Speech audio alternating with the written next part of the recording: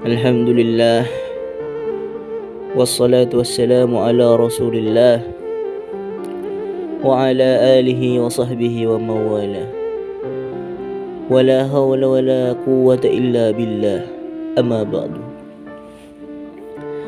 Hadirin yang dimuliakan Allah subhanahu wa ta'ala, sesungguhnya kita ini dalam perjalanan yang terus menerus siang dan malam. Dan perjalanan ini tidak akan berhenti sampai sebagian manusia ke surga, sebagian manusia ke neraka.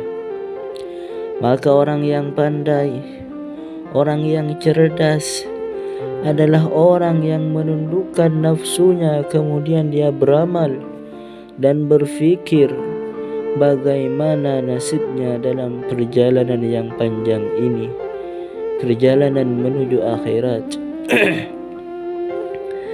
Makhluk yang namanya manusia ini bukan makhluk yang biasa.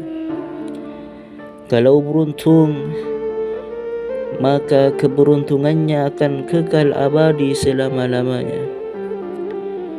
Begitu juga kalau celaka, maka kecelakaannya juga akan kekal abadi selama-lamanya. Oleh karena itulah, dalam hari-hari yang penuh barakah, hari Jumat seperti ini, sepantasnya kita merenung, berfikir dan berfikir lagi bagaimana nasib kita nanti di akhirat. Kita ini bukanlah manusia pertama yang ada di dunia ini.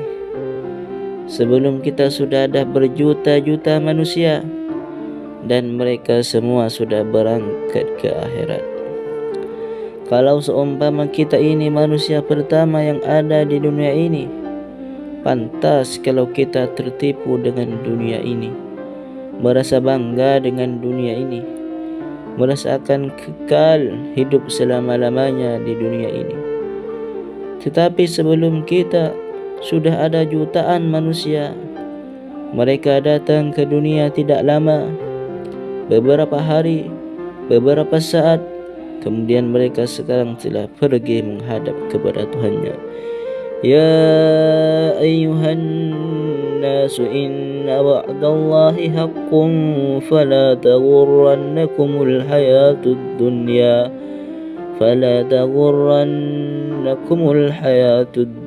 wa la yaghurrannakum billahil gharur. Hai manusia, sesungguhnya janji Allah adalah benar. Maka sekali-kali janganlah kehidupan dunia memperdayakan kamu, dan sekali-kali janganlah syaitan yang pandai menipu memperdayakan kamu tentang Allah. Janganlah kita tertipu dengan kehidupan dunia. Janganlah kita sampai tertipu dengan penipu, yaitu syaitan. Hadirin yang dimuliakan Allah subhanahu wa ta'ala, maka kalau kita sudah menyadari bahwa kita akan pergi ke akhirat, mesti kita harus ambil sikap yang tegas. Kalau urusan akhirat, mesti harus kita dahulukan melebihi segala urusan.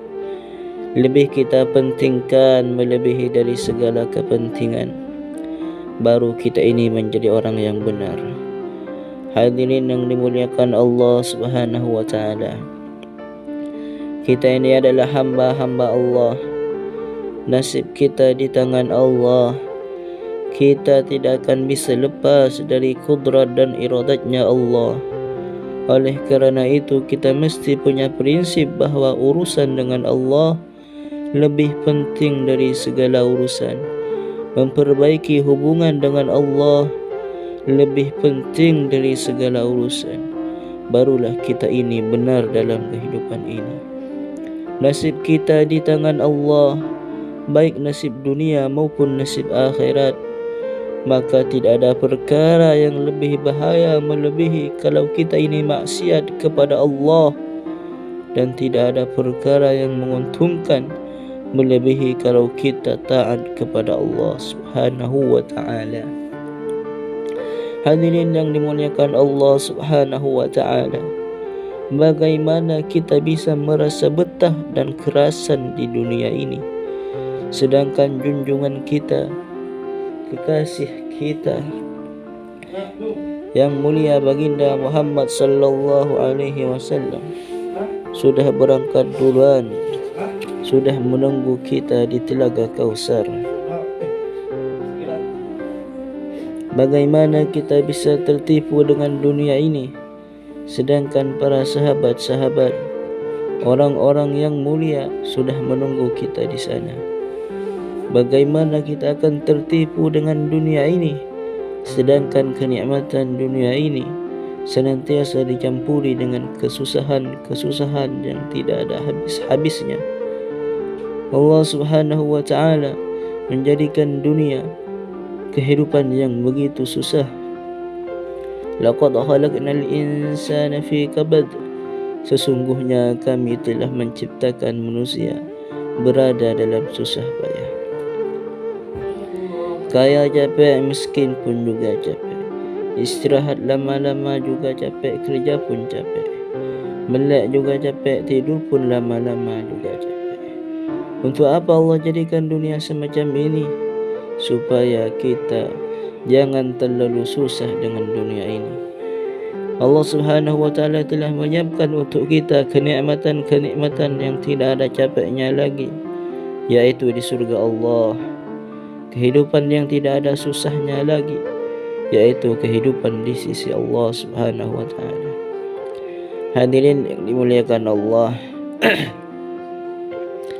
maka senantiasa kita memperbaharui niat, memperbaharui lagi. Kata para ulama, kalau kamu tidak bisa masuk surga dengan berlari, merangkak-rangkak pun jangan berhenti, karena tidak ada kemampuan bagi kita untuk bisa bersabar di neraka. Apapun yang terjadi, apapun susahnya perjalanan menuju surga kita lalui, la syarra fi syarrin ba'dahul jannah. Kesusahan bagaimanapun susahnya, kesulitan bagaimanapun sulitnya, kalau setelah itu surga, namanya bukan kesulitan. Wala khair fi khairin ba'dahun nar. Kegembiraan bagaimanapun kegembiraan, enak seperti apapun enaknya, tetapi kalau setelah itu ke neraka, bukanlah keenakan namanya. Itu bagi orang-orang yang berfikir. Hadirin yang dimuliakan Allah, tetapi tidak ada yang bisa menolong kita untuk amal yang benar kecuali hanya Allah Subhanahu wa ta'ala. Maka senantiasa kita ucapkan iyyaka na'budu wa iyyaka nasta'in. Hanya Engkau yang aku sembah wahai Tuhan, dan hanya Engkau yang aku mintai pertolongan. Ihdinas siratal mustaqim, siratal ladzina an'amta 'alaihim. Tunjukilah kami jalan yang lurus, jalannya orang-orang yang telah Engkau beri nikmat. Jangan sampai kita menyeleweng menuju jalannya orang Yahudi dan Nasrani, jalannya orang-orang yang bodoh, dan jalannya orang-orang yang tersesat. Demikian yang saya bisa sampaikan. Assalamualaikum warahmatullahi wabarakatuh.